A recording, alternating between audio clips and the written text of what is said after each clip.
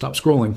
Yesterday, my neighbor John hung himself. 46 years old, 2 college degrees, a condo in Manhattan. You know what he wrote in his note? I never lived my own life. For 46 years, he followed the rules they taught him.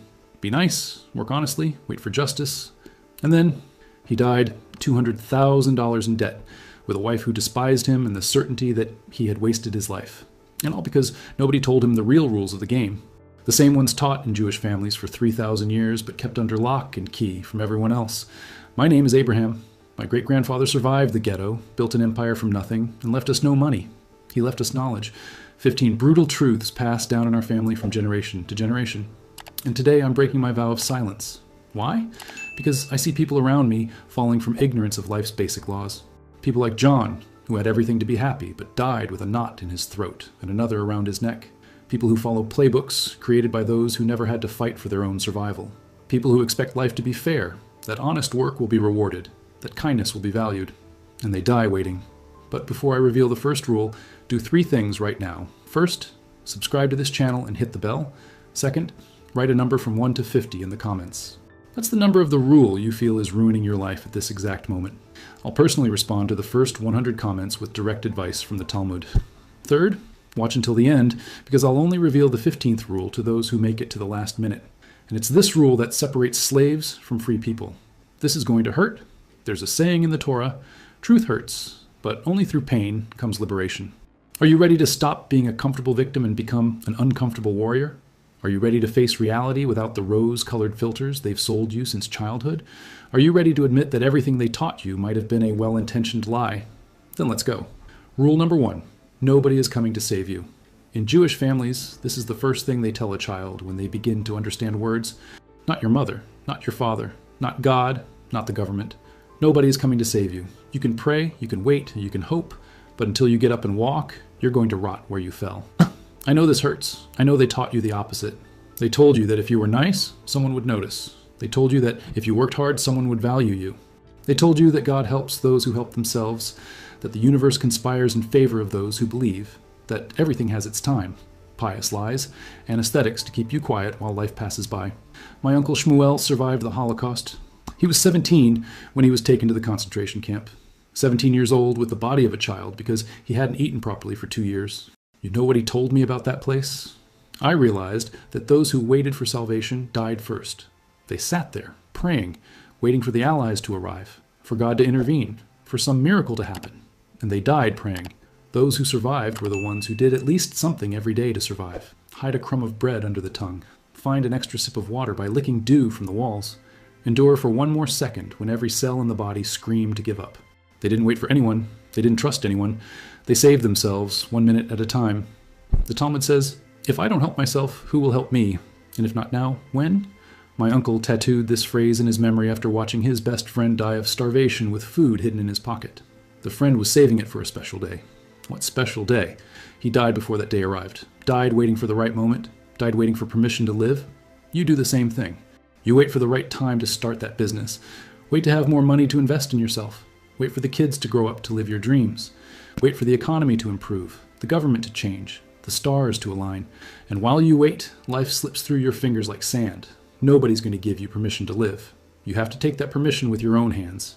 But that's not all. Wait until you hear the second rule, because this one goes against everything they taught you in church, in school, at home. Rule 2, strength is more important than kindness. Shocking, isn't it? Heresy, some would say. How can a man who speaks of wisdom say this, but they don't tell you this in the synagogue? In Jewish families, however, they teach you at home away from others' eyes. Be kind, but first be strong. Because a weak, kind person is just a convenient victim, a nice sheep that makes the wolf's job easier. Let me explain with a story. A real story, not one of those invented to sound pretty. My son David was 16 when this happened. He was a good boy, polite, always helping others. One day, he came home with a broken nose, black eye, split lip. He had defended a weaker classmate who was being beaten by 3 bullies at school. I asked, "Did you win?" He answered, with tears in his eyes, "No, Dad, but I was right. I did the right thing." You know what I said? Being right without strength is just a beautiful defeat. The bullies will beat someone else tomorrow. You're going to the hospital today, and the boy you defended will thank you and forget your name in a week. Where's the victory in that? David looked at me like I'd hit him for the 2nd time that day, but I continued. Being good is beautiful, my son, but being weak is pathetic. You want to help others? Then be strong first. Strong enough that your kindness isn't confused with weakness. Strong enough that people think twice before testing you. Strong enough to protect not only yourself, but those you love. He spent the next 3 months doing boxing. Every day, without fail. Woke up at 5 in the morning before school and went to the gym, punched the bag until his hands bled, ran until his lungs burned, transformed the pain of defeat into fuel for transformation. And you know what happened 6 months later? The same bullies tried to intimidate another student. David stood in front, said nothing, just stood there, with the posture of someone who knows what they can do. The bullies backed down. No violence, no blood, just the presence of someone strong who chooses to be kind but can choose not to be. Now David is respected, not abused. He is kind and strong. And this combination is rare, because they taught you that you have to choose. Either you're the weak, nice guy or the strong villain. Lie. The Jews survived 3,000 years being kind among themselves and ferocious with those who threatened them. The Mishnah says, it's better to be the tail of a lion than the head of a fox. But I add, it's better to be a lion, a good lion that roars to protect, not to destroy, but that knows how to roar when necessary. Now comes the part that's going to turn your head upside down. Prepare yourself, because this next rule destroys an illusion you've carried since you learned to speak. Rule number 3, nobody cares about your life. Cruel? Yes. Unfair? Maybe. Truth? Absolute. While you complain about your problems, people are scrolling Instagram, looking at cat photos, arguing about football. While you talk about your dreams with shining eyes, they're thinking about their own bills, their own fears, their own regrets. This doesn't make them bad people, it makes them human. Everyone is fighting their own battle, carrying their own burden, bleeding their own wounds. Nobody has energy left over to carry the weight of others. And if someone says they do, they're either lying or manipulating you. In Jewish tradition, there's a concept called modesty. But it's not that false modesty of pretending you're less than you are. It's the real modesty of understanding that your problems are yours, that your pains are yours, that your journey is solitary, no matter how many people are around you. It's the deep understanding that you were born alone and will die alone, and everything between these 2 points is your responsibility. My grandmother Sarah, who survived a pogrom in Russia, the loss of her husband at 29, forced emigration with 5 children, never complained? Never. I saw her in situations that would make anyone crumble. Saw when she had no money to buy bread. Saw when she worked 16 hours a day sewing clothes to support her children. Saw when she discovered she had cancer and chose to keep working instead of getting treatment because she didn't want to be a burden. I asked her once, already an adult, "Grandma, why did you never complain? Why never ask for help? Why never cry in front of others?" She looked at me with those eyes that had seen too much, lived too much, survived too much, and said, "Abraham, who cares about an old Jewish woman's tears? Everyone has their own problems. I just did what I had to do every day in silence. And when the day ended, I was grateful to have survived one more day." She died at 87, surrounded by children, grandchildren, and great-grandchildren who only existed because she was strong when nobody was watching. Because she didn't expect compassion. Because she understood that life owed her nothing, but she owed everything to herself. So stop expecting people to notice your pain. Stop expecting someone to ask if you're okay. Stop expecting recognition, validation, applause. Write in the comments right now, "I'm stopping waiting for compassion." This is the first step to true strength. Because only when you stop expecting from others do you start demanding from yourself. And when you demand from yourself, when you stop outsourcing your happiness, your peace, your success, something magical happens. You become unbeatable. Not because nothing can knock you down, but because you've learned to get up alone. Now let's talk about something they taught you to hate, to despise, to pretend doesn't matter. Let's talk about money. Rule number 4, money answers everything. Yes, I know they taught you that money is the root of all evil. That it's easier for a camel to pass through the eye of a needle than for a rich man to enter the kingdom of heaven.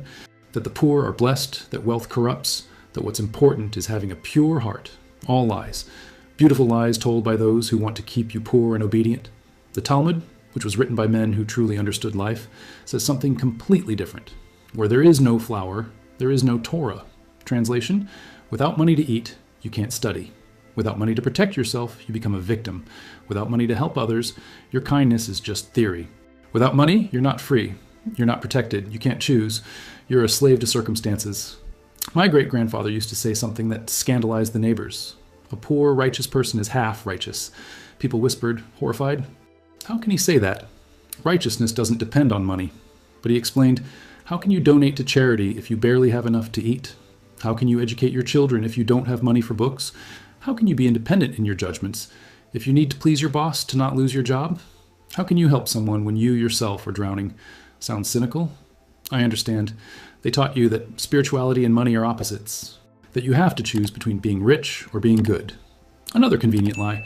Try being spiritual when you have nothing to support your family. Try meditating when your children are hungry. Try being zen when the landlord is knocking on the door demanding late rent. Spirituality on an empty stomach is hypocrisy on a full stomach. Jews have understood this for millennia. That's why we were merchants, bankers, entrepreneurs. Not out of greed, but out of survival. Because we learned that wherever we went, they could take our land, burn our houses, even kill our bodies. But they couldn't take our knowledge and our ability to generate wealth. Those were the only things truly ours. And here's the secret that rabbis only whisper to their own. Money isn't everything, but the lack of it is. Money doesn't buy happiness, but it buys options. And options are freedom. Freedom to choose where to live, how to live, with whom to live. Freedom to say no to jobs that destroy your soul. Freedom to help those you love. Freedom to pursue your dreams without asking anyone's permission. So stop romanticizing poverty. Stop pretending money doesn't matter. It matters. It matters a lot.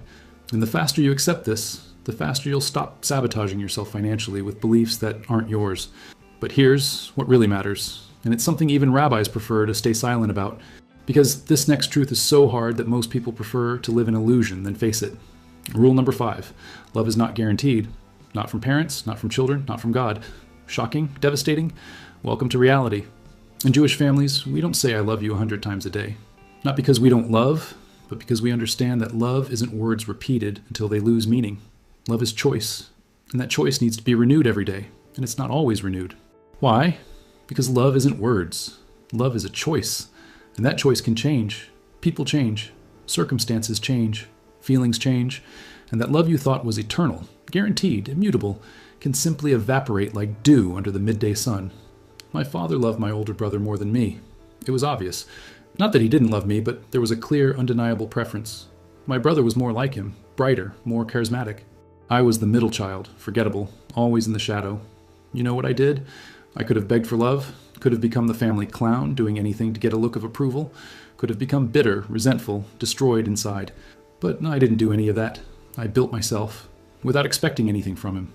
Built my own life, my own successes, my own identity that didn't depend on anyone's approval. And something interesting happened. The more I built myself, the less I needed his love. And the less I needed, the more he respected me. And when my father was dying, lying in that hospital bed with tubes coming out from all sides, he didn't call my brother, the favorite. He called me, held my hand with a strength he shouldn't still have, and said, "Abraham, you became what I wanted to be. Strong, independent, complete. Your brother still needs approval. You don't need anything from anyone." The love came, but I no longer needed it to feel complete. And that's the great irony. Love comes when you no longer need it to survive. When you're complete alone, people want to be near you. When you're desperate for love, people run from you. So stop begging for love, from anyone. Build yourself first. Become someone you yourself would admire. And then love will come, or it won't. And if it doesn't, you'll be fine either way, because you are enough. Now prepare yourself. What I'm about to say goes against everything they taught you about dreams, hope, and positive thinking. And it's going to free you from one of the biggest lies of the century. Rule number 6, dreaming without action is a lie. There was a sign hanging in the synagogue of my childhood, right above the entrance. Everyone passed by it, but few actually read it. It said, "Pray as if everything depends on God. Act as if everything depends on you." That's the Jewish approach in one sentence. God doesn't like lazy people who sit around waiting for miracles. He likes people who make things happen and ask for blessings on their work. I have a cousin, Moses. I'm not making up the name, he was really called Moses. And the irony doesn't go unnoticed. For 20 years, he dreamed of opening a restaurant. 20 years. He had notebooks full of recipes, plans of the perfect restaurant, creative names, elaborate menus. He talked about it at every family gathering. Someone would ask what's new. He'd start, "I'm thinking about the restaurant, you know?" He drew detailed plans, created a complete menu with appetizers, main courses, desserts, looked for the perfect location in 3 different neighborhoods, made financial spreadsheets he never showed to any bank, designed uniforms for waiters he never hired, dreamed, planned, visualized, imagined, did everything except the one thing that mattered: start. He died at 58 of a heart attack, still dreaming. The wake was held in the same hall where he wanted to open the restaurant, the widow crying, saying it was his dream, as if a dream were enough, as if intention counted for anything in the end. You know who was at the wake? His neighbor, Chaim. Chaim had been fired from a stable job around the same time Moses started dreaming about the restaurant. You know what Chaim did? He didn't dream, didn't plan, didn't wait for the perfect moment. He bought a used falafel stand, put it on a busy corner, and started selling the next day. The food wasn't perfect. The location wasn't ideal. He had no starting capital, experience, or guarantee of success. But he did it, and failed, and learned, and improved. And in 6 months, he had 2 stands. In 2 years, a small restaurant. In 5 years, 3 restaurants. Today, 15 years later, he has a chain of 30 stores spread across the city. 30. While Moses was still waiting for the right moment, Chaim had already failed and restarted 5 times. The difference between them? Chaim understood that imperfect action is worth 1,000 times more than perfect planning. Moses waited to have everything right before starting. Chaim started wrong and corrected along the way. Moses died with a dream. Chaim built a legacy. Here's your task, and it's not for tomorrow. It's for today, within an hour at most. After watching this video, you're going to take one concrete step toward your goal. Not a mental step, a real step. A call you're postponing, an email you're stalling on sending, a registration you're putting off, a difficult conversation you're avoiding. One action. A single action that proves to yourself you're not just another dreamer. And write in the comments, I did it. Don't tell me what you're going to do. Tell me what you did, because intention doesn't count. Planning doesn't count. Only action counts. Let's see how many of you are real and how many are just dreamers with Wi-Fi. Now let's talk about something that's destroying you slowly every day without you realizing it. Your own emotion. Rule 7. Your emotions, your problem. You know why Jews survived thousands of years of persecution? And while other peoples disappeared, were assimilated, lost their identity, we continued existing. You know the secret? We learned to control our emotions, not to be slaves to them, not to let temporary feelings dictate permanent decisions. The Talmud asks the question, who is a hero? And the answer isn't the one who defeats 1,000 enemies. The answer is the one who conquers their own passion. The true battlefield isn't out there. It's in here, between what you feel and what you do, between impulse and action, between emotion and decision. I'll tell you a story that will show you the power of controlling your emotions. My business partner stole $5 million from me and fled to Israel. $5 million. You heard that right? It wasn't a misunderstanding. It wasn't an accounting error. It was deliberate, planned, surgically executed theft. He emptied our accounts the day I was away, caught a plane, and disappeared. When I found out, my wife sobbed, screamed, broke things. She demanded revenge, wanted me to sue, to denounce, to pursue, to destroy that man. She wanted blood. I understand. It's the natural reaction. It's what any normal person would feel. Anger, hatred, desire for retribution. But I said, Rachel, tears won't bring the money back. Anger won't feed the children. Revenge won't pay the bills. She looked at me like I'd gone crazy. How can you be so cold? How can you feel nothing? But I felt everything. The betrayal burned like acid. The anger pulsed like a war drum. The desire for revenge whispered sweet promises in my ear. But instead of obeying these emotions, I observed them, recognized them, even thanked them, because they showed I was human, and then I put them aside and did what needed to be done. Instead of chasing the thief, I built a new business. Instead of spending energy, time, and money on lawyers and lawsuits, I invested everything in starting over.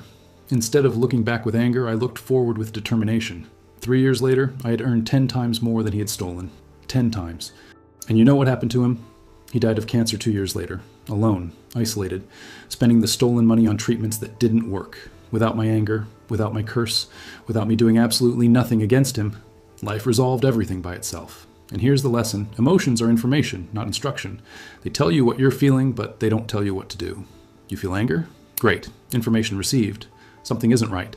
But between feeling anger and acting with anger, there's a space. And in that space lives freedom. The freedom to choose your response, not to be a slave to your feelings. Because if you act every time you feel something, you're not in control. Your hormones are in control. Your emotions are in control. You're just a puppet reacting to stimuli. But if you feel, recognize, choose, then you're free. Then you're master of yourself. Now pay attention. The next rule is so urgent that every second you waste reading this, you're proving it's right. Rule number 8. Tomorrow will be too late. Jewish wisdom that should be engraved on everyone's forehead. Don't say, I'll learn when I have time. Maybe there won't be time. We Jews always lived with our bags packed by the door. Literally. My grandparents had a small suitcase under the bed, always ready, with documents, jewelry, and some clothes. Why? Because we knew tomorrow might not come. Because we'd learned the hardest way possible that everything can end in one night. This paranoia saved lives. While other neighbors said this will never happen here, my grandparents were ready. And when it happened, and it always happened, they were already going out the door while others were still deciding what to take. My Aunt Miriam postponed her trip to Jerusalem for 40 years. 40 years. Since she was young, she said she would go, but there was always an excuse. When the children grow up was the first. When I have more money was the second. When my health improves was the third. When I retire was the fourth. Always when. Never now. She died 1 week before finally buying the tickets. 1 week. 72 years of life, 40 years of dreaming. And she died 1 week before realizing it. At the wake, They found the travel agency brochure in her purse. She had finally decided. Finally was ready. But life didn't wait for her to be ready. There's a saying in Jewish families that my grandfather repeated whenever someone said, "I'll do that tomorrow." Today, don't be a coward. Not tomorrow. Not on Monday. Not when you have time, money, courage, company. Today. Now. Because tomorrow is a promise nobody can guarantee. You think you have time. You think you can postpone. You think there will always be a next opportunity. But life doesn't work that way. Life is now. This second. This moment. And it's already passed while you read this sentence. And another one. And another one. And you'll never recover them. So stop postponing your life. Stop waiting for the perfect moment. Stop waiting to be ready. Nobody is ever ready. You learn by doing, not by preparing. You grow by facing, not avoiding. You live by trying, not waiting. Now comes a rule that's going to make you question everything they taught you about justice, merit, and how the universe works. Rule number 9, the world is unfair, accept it. In the Torah, there's the story of Job. He was the most righteous, most pious, most correct man that existed. And you know what God allowed to happen to him? He lost everything. His family, health, possessions, dignity, everything. Meanwhile, wicked men prospered, laughed, celebrated. And when Job, suffering more than any human being should suffer, had the audacity to ask, "Where's the justice in this?" You know what God answered? "Where were you when I created the world?" Translation: shut up and get over it. Brutal? Yes. Truth? Also, the world wasn't created to be fair. There's no instant karma. There's no guaranteed divine justice. There's no automatic reward for being good. These are little stories we tell children so they sleep peacefully. Reality is much rawer. My grandfather fled from a pogrom in Russia. His brother, a useless drunk who beat his wife and neglected his children, stayed behind because he was sleeping off a binge. Grandfather assumed he had died. Years later, he discovered the brother not only survived but inherited all the family property because he was the only one who stayed. Became rich overnight. While my grandfather starved in America, his drunk brother lived like a king. Where's the justice in that? Nowhere. But here's the rest of the story.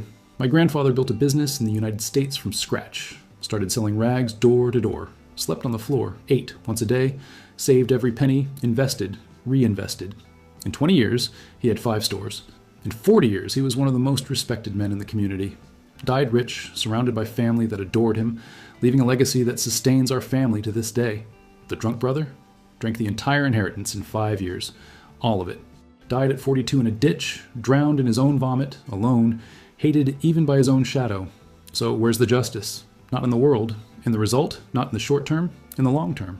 But the world didn't deliver justice. My grandfather created his own justice with choices. The brother created his own destruction, also with choices. Not because the world is fair, but because grandfather didn't expect justice. He didn't become bitter, didn't keep complaining. Didn't keep waiting for the universe to recognize his effort. He created his own destiny. Didn't wait for the world to be fair with him. Became strong enough that it didn't matter whether the world was fair or not. And that's the truth nobody wants to hear. Complaining about injustice is the favorite occupation of the weak. The strong don't wait for justice. They create results. Period. Now comes a rule that's going to make you look in the mirror and not like what you see. But it's necessary. Necessary and liberating. Rule number 10. You create or destroy yourself every day, with every choice. On Yom Kippur, the holiest day of the Jewish calendar, there's a part of the ceremony that impresses even non-religious people. Jews beat their own chest, reciting a list of sins. We lied, we stole, we envied, we were proud. Beat, beat, beat on the chest. You know why? To remember that the enemy is within, not outside. It's not the government that's ruining you. It's not the economy. It's not your boss. It's not your parents. It's not your difficult childhood. It's not the lack of opportunities. It's you. Your choices, your habits, your excuses, your fears. Your yesterday created your today. Your today is creating your tomorrow. And if you don't like what you see, it's your fault. But the solution is also yours. My younger brother, Isaac, was a genius. No exaggeration. At 15, he solved university-level math problems in his head. Teachers said he'd be the next great scientist. Universities competed for him with scholarships. The future was so bright it hurt to look at. At 25, he was addicted to drugs. At 35, he died under a bridge, alone, with nobody to identify the body. It took us 3 days to discover it was him. Whose fault is it? The parents who loved him and gave him everything? The teachers who encouraged him? The friends who tried to help 1,000 times? Society that doesn't understand geniuses? No. He chose. The first time he tried cocaine to improve concentration, he chose. The 10th time he promised to stop and didn't, he chose. The 100th time he lied to the family, he chose. Each dose, each lie, each time he chose temporary pleasure over permanent well-being, he was destroying himself. One choice at a time. It wasn't one day. It wasn't one decision. It was a downward spiral of thousands of small choices, each one saying, today doesn't matter, tomorrow I'll stop. This is the last time, until there were no more tomorrows. And you do the same thing. Not with drugs, maybe, but in other ways. Every time you choose Netflix instead of working on your project. Every time you choose junk food instead of cooking something decent. Every time you choose to complain instead of act. Every time you choose the easy path instead of the right path, you're destroying yourself, slowly, as silently, but as certainly as Isaac. Because you're not destroyed by one great tragedy. You're destroyed by 1,000 small concessions, 1,000 small surrenders, 1,000 small voices saying, today doesn't matter, just one more time. I deserve to rest. Until your entire life is made of concessions and surrenders, and you wake up at 50 realizing you didn't live, you just existed. So write in the comments right now, I take responsibility for everything, for the good, the bad, what went right, what went wrong. I acknowledge I'm the author of my life, both the tragedy and the triumph, because only when you take total responsibility do you gain total power, the power to change. While you blame others, you're powerless. But when you take the blame, you also take control. And that control is the most valuable thing you can have. Now comes a rule about true strength. Not the strength the world sees, but the strength nobody witnesses. Rule 11, the strong cry in secret. You know how to distinguish a real Jew from an exhibitionist?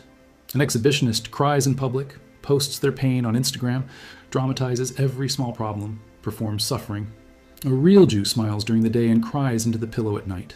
Bleeds inside, but doesn't give that satisfaction to enemies, doesn't show weakness, because they know weakness attracts predators. My father lost everything on Black Monday in 1987. Everything. Decades of work evaporated in one day. The business he built brick by brick disappeared. The investments zeroed, the house mortgaged, the plans destroyed. He was 43 and back to zero. Worse than zero, because now he had 4 children depending on him and a destroyed reputation. In the morning, the day after losing everything, he came to us. All 4 of us were sitting at the breakfast table in silence, because even children feel when something terrible has happened. We expected tears, we expected despair, we expected at least a dramatic explanation. But he entered smiling, not a fake smile, a genuine smile that lit up his eyes and said, today we're going to start a new game. Who can invent the best business from nothing? Let's have a competition. The winner gets ice cream on Sunday. We laughed. We thought it was a joke. But he was serious. We spent the whole morning inventing crazy business ideas. My brother suggested selling lemonade. My sister suggested making bracelets. I suggested washing cars. My father wrote everything down, as if they were ideas from a billionaire business council. We felt important. We felt excited. We felt safe, even without understanding why we shouldn't feel that way. Only 20 years later, at my mother's funeral, she told me the rest of the story. That night, after putting us all to bed, my father locked himself in the bathroom and cried like a child. Cried so loud my mother was afraid we'd wake up. He punched the wall until his knuckles bled. Screamed at God, at the universe, at the void.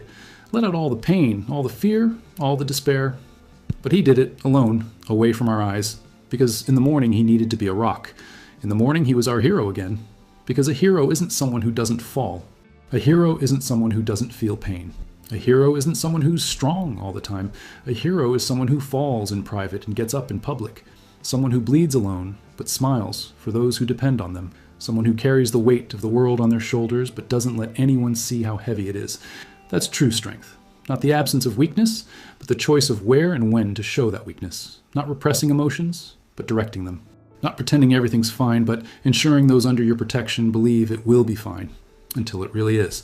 My father rebuilt everything in 8 years. 8 years of brutal work, sleepless nights, sacrifices he never mentioned.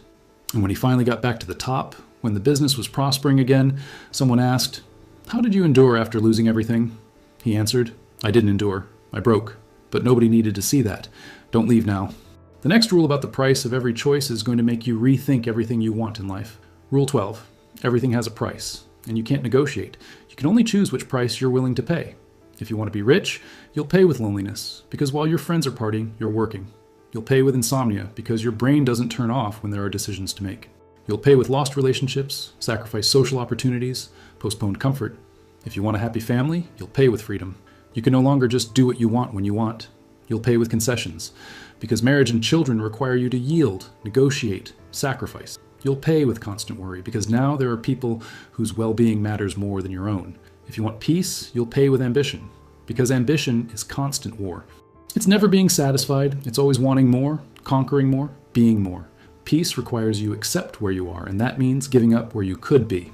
In Jewish tradition, this is called the scale of life. You can't put everything on one side without taking from the other. You can't have everything. You never could. You never will. And the sooner you accept this, the sooner you'll stop trying and start consciously choosing. I chose wealth. At 25, when my friends were traveling, dating, enjoying life, I was building a business. Worked 16 hours a day, woke up at 5 in the morning, slept in the office, lost friendships because I never had time, lost relationships because I was married to work, lost experiences I'll never recover. And when I finally got married and had children, I thought I could have everything. Family and wealth, work and presence. I was wrong. You know how much I paid for the wealth I built? I didn't see my children grow up. Literally. My oldest son's first step, I was in a meeting. My daughter's first word, I was traveling on business. Their first day of school, I was closing a contract. School presentations, birthday parties, the small moments that build a childhood, I missed all of them. My wife recorded videos for me. I watched on the plane, in the hotel, between meetings, watched my children grow through screens. They'd call me, say, "Daddy, when are you coming back?" And I'd always answer, "Soon, my love." But soon was weeks, soon was months. And when I finally came back, they'd already changed. We're already different. And I had missed the transformation. I regret this every day. Every day. I look at my children, now adults, and see successful strangers who share my last name. They respect me, even admire me, but they don't know me, and I don't know them. Because knowing someone requires time, and time was what I didn't have. Would I change it? The answer everyone expects is yes, the regret every successful father should feel. But no, I wouldn't change it. Because thanks to my choice, my children never knew hunger, never felt the fear of not having food the next day, were never humiliated by poverty, never had to abandon dreams because there was no money to realize them. They studied in the best schools, traveled the world, had opportunities I only dreamed of having. I paid with their childhood for their future, paid with my presence for their prosperity. Is it cruel? Yes. Is it unfair? Maybe. Is it honest? Absolutely. Because that's the truth nobody wants to admit. Every success has a price, and someone always pays. In my story, I paid with relationship. My children paid with presence. But we all gain security, opportunity, financial freedom. There's no free lunch. There's no success without sacrifice. There's no achievement without renunciation. You just need to consciously decide which price you're willing to pay, and then pay without complaining. Because complaining about the price after making the choice is cowardice. Now comes a dark truth, one you need to hear before it's too late. Rule 13, you're devouring yourself. Right now, at this exact moment, slowly but surely, with every cigarette that promises relaxation but steals years, with every extra piece of cake that satisfies for seconds but adds pounds, with every toxic relationship you maintain because you're afraid of loneliness, with every negative thought you feed because you've become comfortable in bitterness. In Kabbalah, Jewish mysticism, there's a concept called the other side, the dark side of the soul. It's not the devil, it's not an external entity, it's you, it's the part of you that wants to destroy you, that whispers justifications for self-destructive behaviors, that convinces you just one more time won't make a difference, that transforms self-sabotage into self-care. I had a friend, Joseph, a good man, didn't drink, didn't smoke, went to the gym religiously, ate well, slept well, took care of his physical health, but he had an addiction nobody noticed until it was too late. He watched the news 3 hours a day. 3 hours of tragedy, corruption, violence, disgrace. Read all the hater comments on social media. All of them. Got into arguments with idiots online. People he didn't even know, whose opinions didn't matter, but who he needed to convince, correct, argumentatively destroy. It seemed harmless. It's just information, he said. Just staying updated. Just intellectual exercise. But he was injecting poison into his soul every day. Poison in small but constant doses. His mood worsened. His worldview darkened. He started seeing threats everywhere. Conspiracy in everything. Enemies where there were only differences. He died at 51 of a stroke. 51. The doctor said stress, high blood pressure, compromised cardiovascular system. But, I say, it was suicide spread over years. It was death by 1,000 small cuts he inflicted on himself. Each bad news, a cut. Each toxic comment, another cut. Each useless argument, another cut. Until there was no more blood to lose. And you do the same thing. Maybe it's not news. Maybe it's pornography that destroys your capacity for real intimacy. Maybe it's food you use to anesthetize emotions. Maybe it's work you use to avoid family. Maybe it's Netflix you use to postpone life.